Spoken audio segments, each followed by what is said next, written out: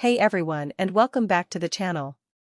If you're like me, you spent the latest season of 90 Day Fiancé, happily ever after? With your jaw permanently on the floor. And right at the center of the tornado? Jasmine Campos and Gino Palazzolo. Wait, what? You clicked on a video about Jasmine and Matt? See, that's the first twist in this story. It's the perfect example of how this couple, from day one, has been shrouded in a cloud of confusion, drama, and name drama. So, let's clear it up right from the top. Yes, we are talking about Jasmine and Gino. But for a huge chunk of their relationship, and for a very, very dramatic period of time, Jasmine insisted on calling him Matt. Remember that? My Matt. It was her pet name, her alter ego for him, this supposedly more confident, more sexual, more everything version of the man she was with. So when we ask, are Jasmine and Matt still together, we're really asking about the fate of Jasmine and Gino, and whether Matt as a concept survived the absolute wildfire that was the Season 8 tell-all. Buckle up, because this is a deep dive. We're going to relive the chaos, analyze the fallout, and give you the definitive, up-to-the-minute current status of this utterly unpredictable pairing. Stick around. To understand where they are, we have to remember where they've been. The Matt phenomenon didn't come from nowhere. Jasmine, fiery, passionate, with incredibly high expectations for romance and attention, found herself with Gino, a man whose emotional range could often be compared to a slightly damp napkin. He was awkward, frugal to a fault, and perpetually deer in the headlights. Jasmine's creation of Matt was a coping mechanism. It was her attempt to mold the man in front of her into the man of her fantasies. Matt was the Gino who would be spontaneously romantic, fiercely dominant in the relationship, and who would satisfy her, high-voltage intimate needs. She screamed for Matt, she pleaded for Matt, she threatened to leave if Matt didn't show up. It was less of a nickname and more of a full-scale personality she was trying to summon. And then came Panama. The move where Jasmine left her family, her career, her entire life to be with Gino in the United States. And what did she get? A cramped, messy apartment that she described as a cave, a husband who left for work and left her isolated, and the crushing weight of reality. The fantasy of Matt slammed headfirst into the brick wall of Gino. The season was a masterclass in resentment building. The hat scandals, the intimacy issues, the constant criticism of his cleanliness and his demeanor. It was a pressure cooker, and the lid was designed to blow off at the tell-all. And oh, did it ever. The tell-all wasn't just a finale, it was an execution. Jasmine came in, guns blazing. She was hurt, she felt betrayed, and she was done with the passive-aggressive routine. The revelation that Gino had been secretly communicating with his ex-girlfriend, sending her money, having private conversations, was the ultimate betrayal in Jasmine's eyes. This wasn't just a hat purchase he hid, this was emotional infidelity. And on that stage, in front of everyone, Matt died. There was no calling for him. There was only Jasmine, looking directly at Gino, listing his failures as a partner. The lack of protection, the lack of support, the financial secrecy, the emotional neglect. But the most iconic, devastating moment came from Jasmine herself. When pressed about her own behavior, her constant insults about Gino's looks, his performance, his manhood, she delivered a line that echoed across the entire 90 Day fandom. She said, and I'm paraphrasing, "You don't satisfy me. Not just physically, but emotionally, in every way. You are not enough." She didn't say it to be cruel in that moment, she said it as a matter of fact, a final diagnosis of their relationship. The studio went silent. Gino shrunk further into his chair. It was over. It had to be over, right? How do you come back from a public evisceration like that?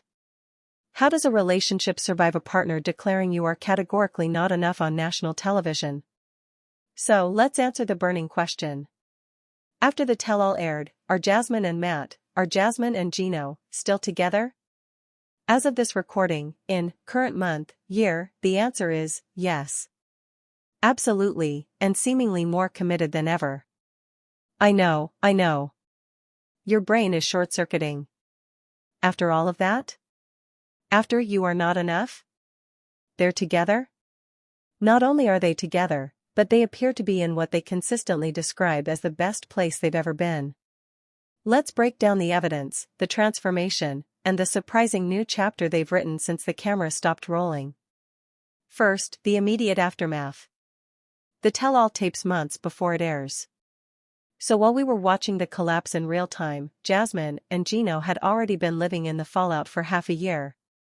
According to their countless Instagram lives, YouTube updates, and interviews, that period after filming was a dark night of the soul. They were broken up. Truly separated. Jasmine was making plans to return to Panama. The relationship, as they knew it, was terminated. But something happened. Gino, faced with the very real prospect of losing Jasmine forever, apparently had a breakthrough. The man who communicated primarily through grunts and dollar signs finally started to communicate. In their telling, he began therapy. He started to work on his emotional availability. He began to understand the depth of pain his secrecy and passivity had caused. And for Jasmine's part, she has said she also reflected on her own delivery, her own insults, and whether that toxicity was helping or harming. What we saw next was a gradual, and very public, reconciliation. It wasn't a flashy, dramatic reunion. It was a slow rebuild. They started appearing together on social media again, but the vibe was different. Less performative rage, more subdued honesty. They began a joint YouTube channel, not just to capitalize on their fame, but, they claim, as a form of couples therapy, forcing them to talk through issues on camera for themselves as much as for an audience. And then, the physical proof. They moved out of the cave and into a beautiful, spacious, light-filled home in Michigan. This was symbolic. It was a fresh start. Jasmine got to decorate, to create a space that felt like hers, not a dorm room Gino had been stuck in for decades. They got a dog, a shared responsibility, a new focus for their family unit. The content shifted from "Here's Why I Hate My Husband" to "Our Home Renovation, Cooking Together, Day in Our Life." But the most significant change? The language. Listen to their interviews now. Jasmine no longer screams for Matt. She talks about Gino. She praises Gino. She talks about his growth, his efforts, how he's learning to be the partner she needs. And in a shocking twist, she has openly apologized for the harshness of her "You are not enough" comment. She has said she was speaking from a place of immense pain, that it was a hurtful overstatement, and that she sees now how hard Gino is trying. And Gino? He speaks more. He articulates his feelings. He talks about wanting to make Jasmine happy, about understanding her love languages. It's a 180-degree turn from the couple we saw on the tell-all stage. Now, hold on. Before we buy the happily ever after wholesale, we have to be real. This is 90 Day Fiancé. We've seen redemption arcs before that turned out to be just another plot twist. So, let's play devil's advocate. Is this genuine growth, or is it a savvy business decision? Together, Jasmine and Gino are a brand. Jasmino, as their fans call them, has immense marketability precisely because of their drama. A broken-up couple can't do joint cameo appearances, YouTube sponsorships, or exclusive couple interviews. There is a significant financial incentive to stay together and present a united, "We overcame it" front. Their YouTube channel is monetized. Their social media engagement is high. Are they performing stability for the cameras, just as they once performed chaos? Furthermore, the core issues that plagued them are deep-seated. Jasmine has needs for grand romance, constant validation, and a very specific dynamic. Gino's fundamental personality, cautious, quiet, simple, has likely not undergone a complete rewrite. Can therapy and communication truly bridge a gap that once seemed so fundamental? Or have they simply entered a new phase of the cycle, a calm before the next storm? Some skeptics point out that Jasmine's praise often still sounds conditional, and Gino's participation can seem placating rather than passionate.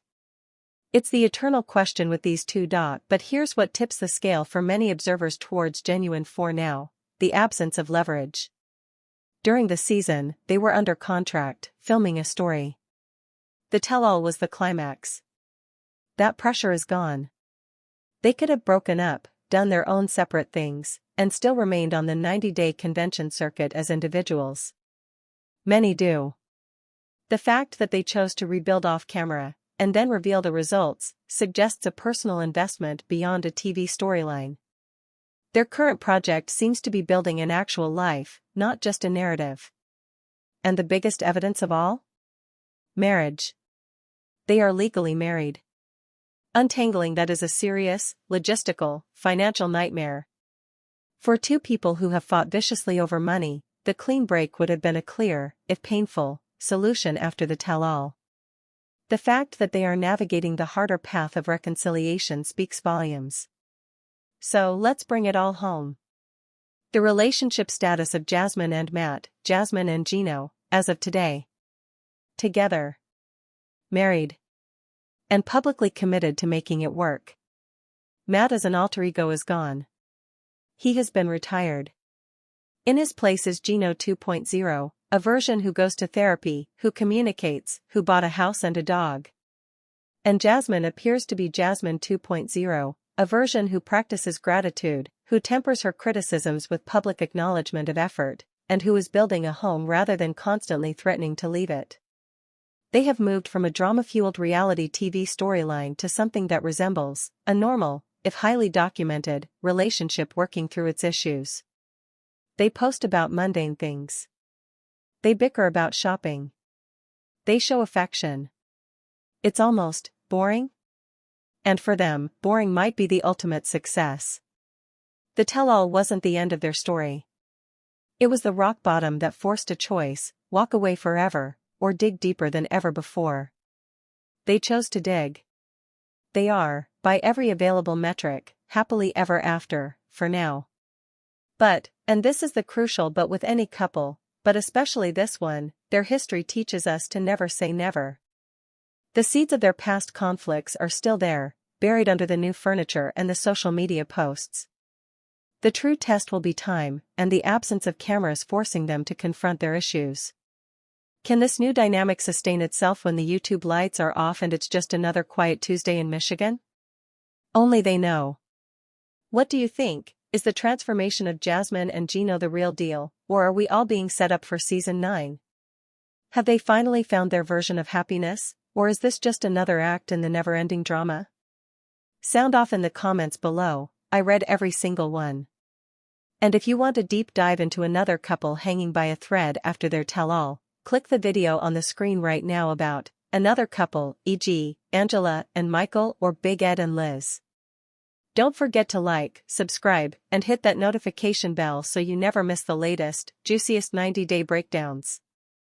Thanks for watching, and I'll see you in the next one.